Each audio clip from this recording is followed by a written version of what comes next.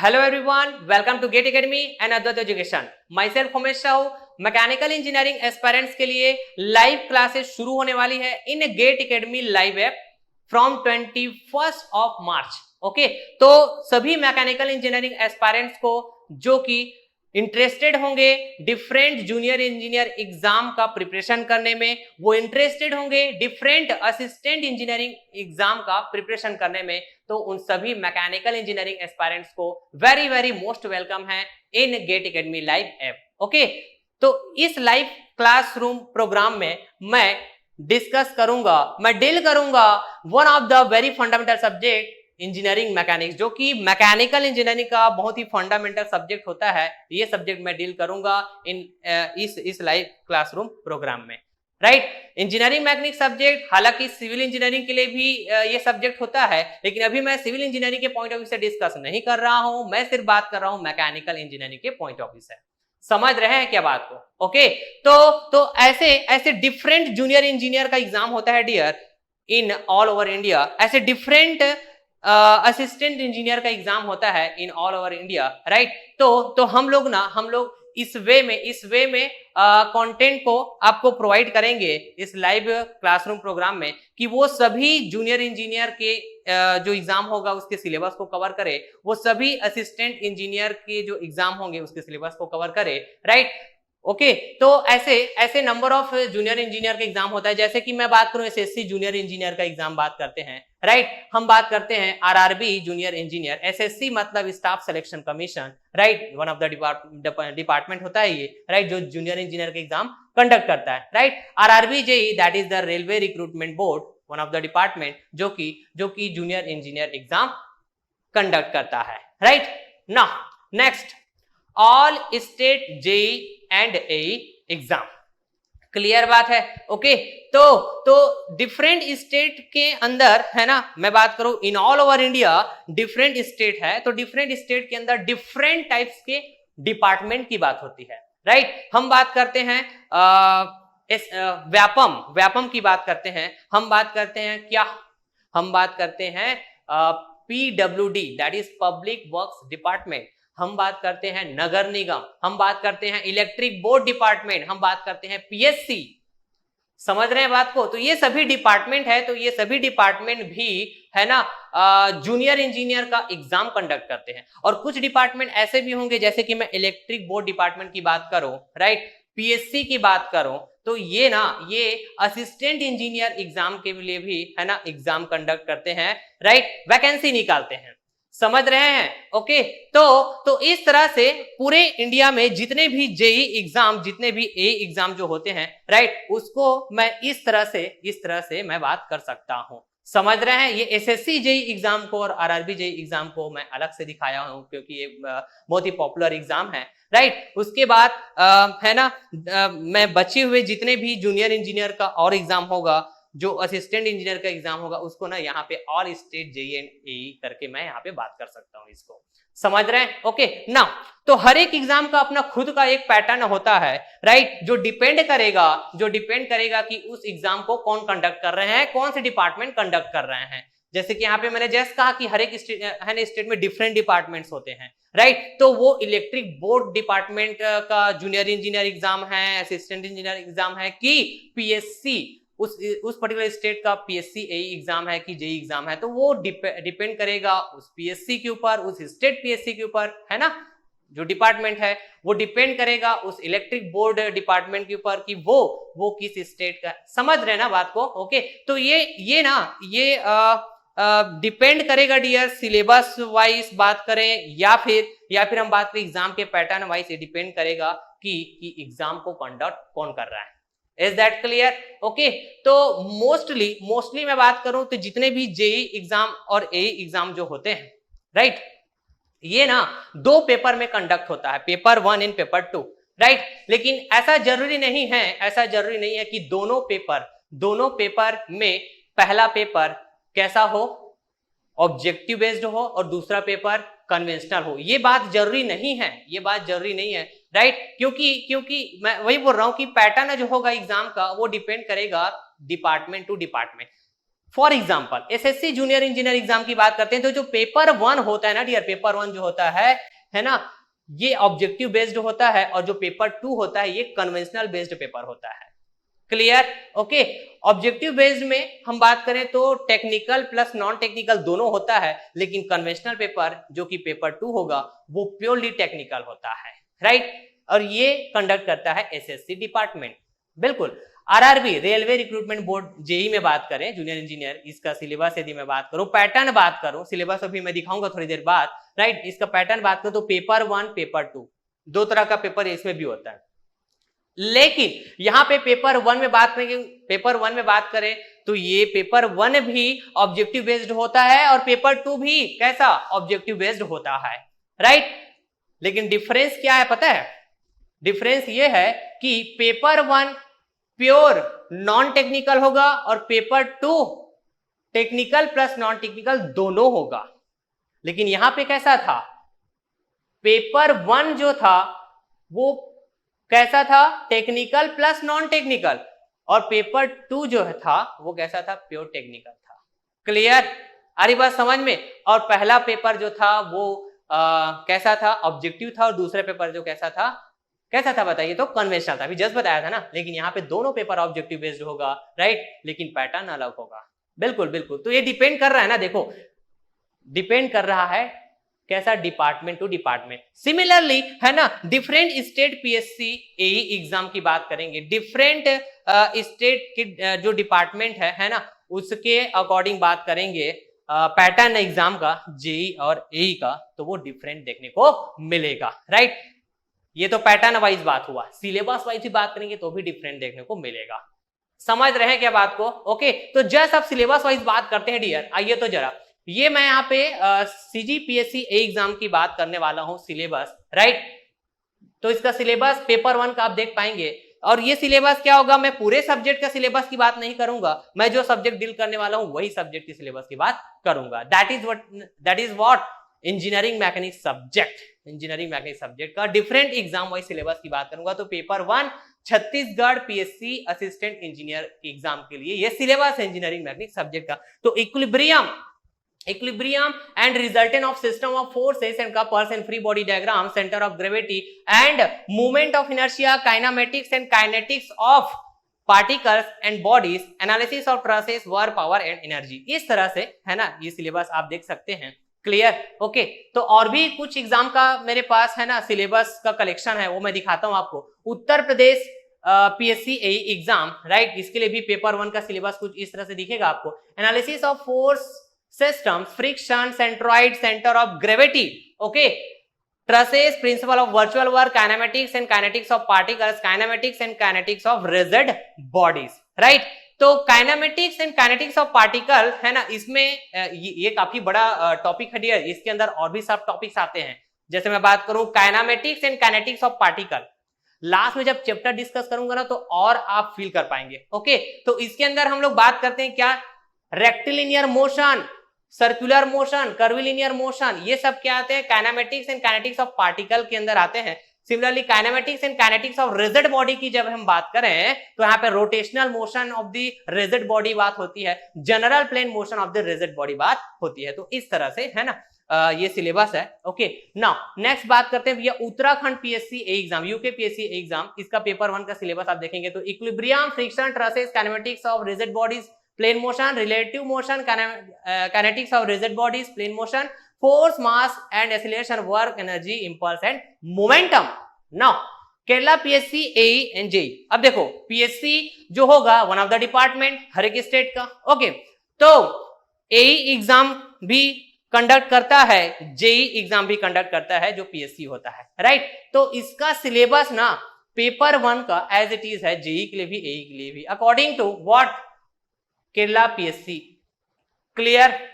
Now, introduction to engineering mechanics, composition of force, free body diagrams, conditions and equations of static equilibrium for different force system, Lami's theorem, friction and centroids, moment of inertia, equations of motion, simple harmonic motion, work, power and energy, इस तरह से समझ रहे हैं। Okay. Now और बात करते हैं भैया SSC JE, yes SSC JE exam आ गया आपके पास, इसके लिए पेपर 1 की बात करते हैं।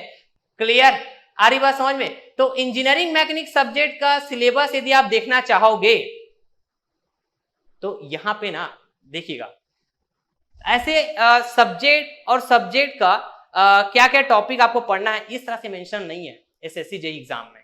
क्लियर, जस्ट ये एज इट इज सिलेबस को मैं दिखाया हूं डियर आपको एसएससी जेईई एग्जाम का। क्लियर, इसमें आप देखेंगे तो सब्जेक्ट का नाम बस मेंशन है, खाली उस सब्जेक्ट के अंदर क्या पढ़ना है वो मेंशन नहीं है, राइट? तो इसमें इंजीनियरिंग मैकेनिक सब्जेक्ट सिलेबस का पार्ट है, बिल्कुल है, बिल्कुल है। ओके, देख पाएंगे।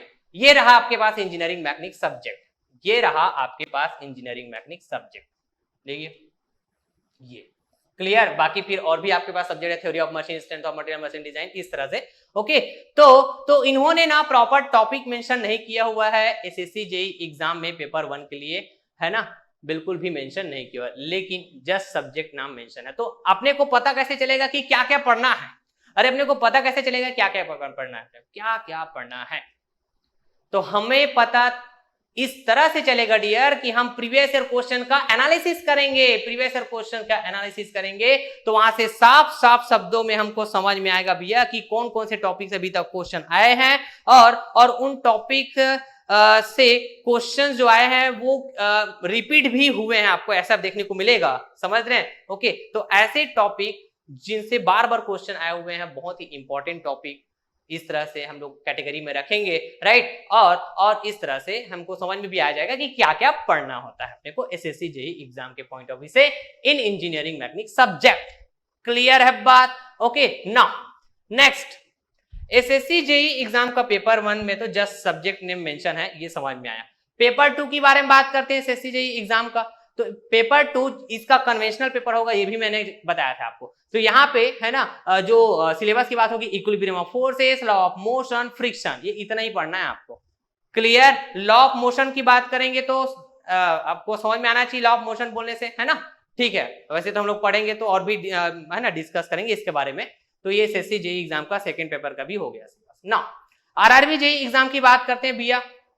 तो आरआरबी जेईई एग्जाम में है ना पेपर 2 की बात कर रहा हूं मैं, पेपर 1 की बात क्यों नहीं कर रहे हो सर? तो मैंने बताया था, याद करो जस्ट लेक्चर के स्टार्टिंग में, कि पेपर 1 जो होता है भैया वो नॉन टेक्निकल बेस्ड होता है, आरआरबी जेईई एग्जाम का प्योर नॉन टेक्निकल। और पेपर 2 जो होगा वो टेक्निकल प्लस नॉन टेक्निकल दोनों बेस्ड होता है और ऑब्जेक्टिव होता है। यहां पे देख पाएंगे पेपर 2 कैसा ऑब्जेक्टिव बात करूंगा मैं। क्लियर, आ रही बात समझ में? ओके, ऑब्जेक्टिव बात करूंगा, और पेपर 1 तो इसका नॉन टेक्निकल है, तो अपने को टेक्निकल से मतलब है। समझ में आया डिफरेंस किस तरह वेरी करता है department to department, syllabus wise भी और एग्जाम के पैटर्न वाइज भी। तो ठीक है, you don't need to worry about, है ना। हम कंटेंट को इस वे में रखेंगे, सब्जेक्ट के कंटेंट को, कि वो कोई भी एग्जाम हो भैया सब कवर हो जाए, सब कवर हो जाए, राइट? मैं तो क्वेश्चन कराऊंगा यार, आप है ना, आपको वरी करने की जरूरत नहीं है, जस्ट सुनते जाइए, समझते जाइएगा, कनेक्ट करते जाइएगा हर एक बातों को, राइट? हम लोग पढ़ेंगे जब लाइव क्लासेस स्टार्ट होगा तो हर एक बातों को हम लोग पढ़ेंगे, हर एक टॉपिक को पढ़ेंगे, राइट? हर एक तरह से क्वेश्चन का एनालिसिस करेंगे, राइट? डिफरेंट एग्जाम के प्रीवियस ईयर क्वेश्चन का एनालिसिस करेंगे। मैं कई अच्छे प्रैक्टिस क्वेश्चन भी लूंगा, राइट? जो कंसेप्ट बिल्डिंग क्वेश्चन होंगे।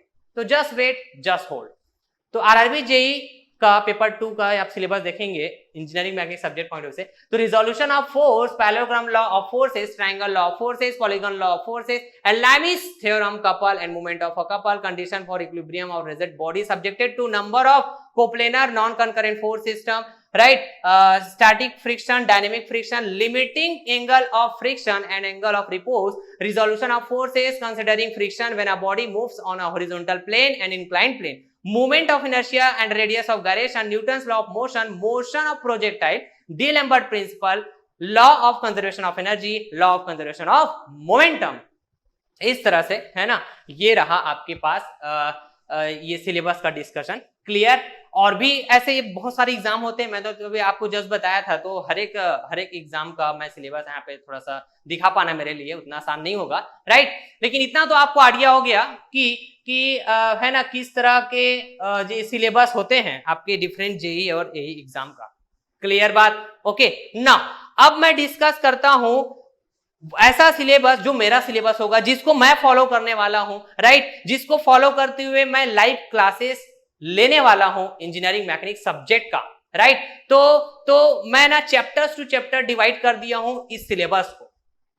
इस सिलेबस को जितना भी सिलेबस बात किया हूं ना, इस सिलेबस को चैप्टर टू चैप्टर है ना, मैं इसको क्या कर दिया हूं, डिवाइड कर दिया हूं, राइट। तो ऐसे ना कितने नंबर ऑफ चैप्टर होंगे, तो ऐसे चैप्टर होंगे 11 number of chapter.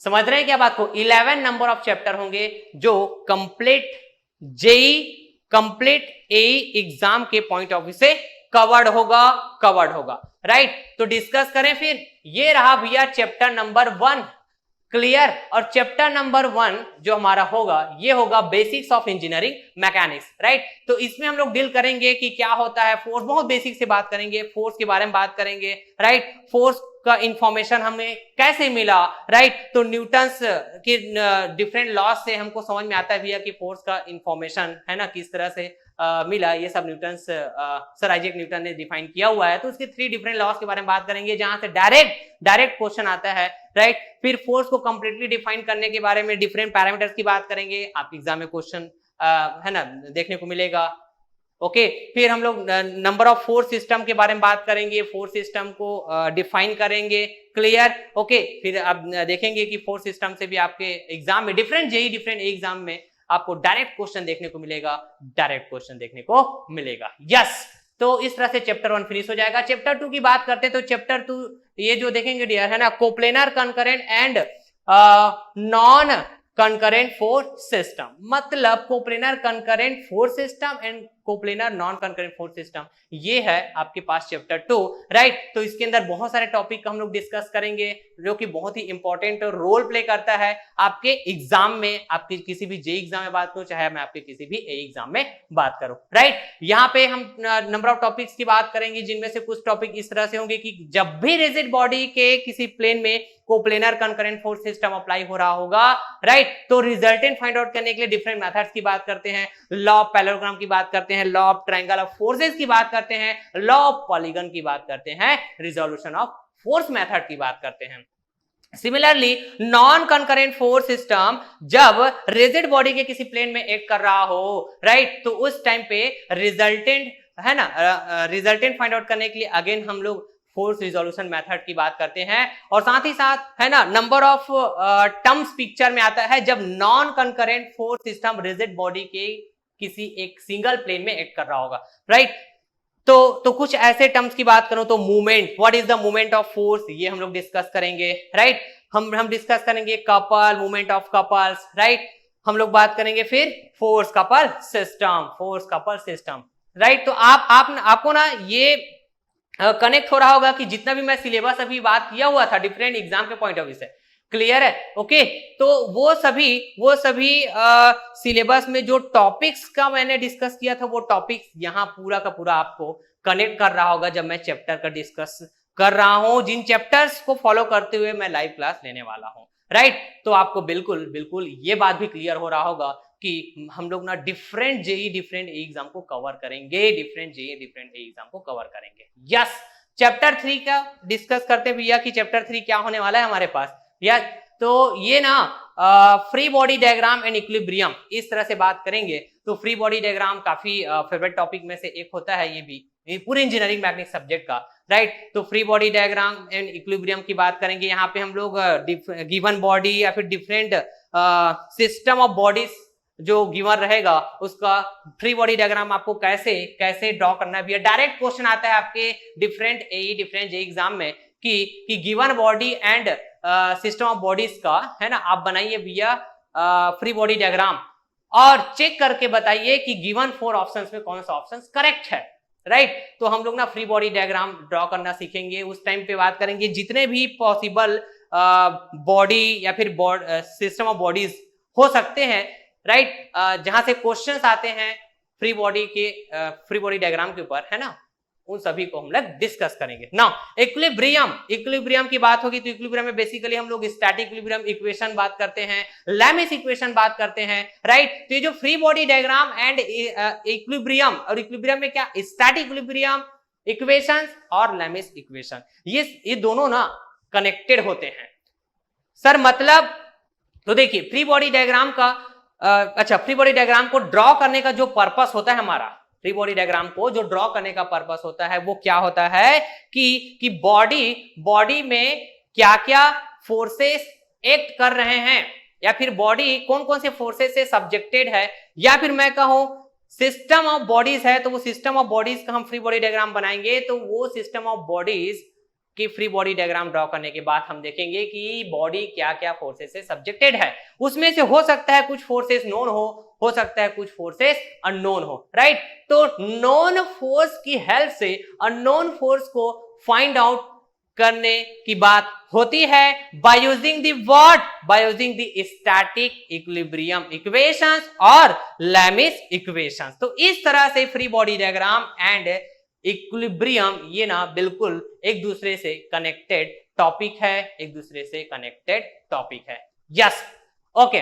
Next chapter number 4 की बात करते हैं। तो chapter number 4 trusses, that is very very favourite topic, one of the very very favourite topic dear, right. Then chapter 5 की बात करेंगे तो चैप्टर 5 में है ना centre of gravity, centre of mass, centroids and movement of inertia.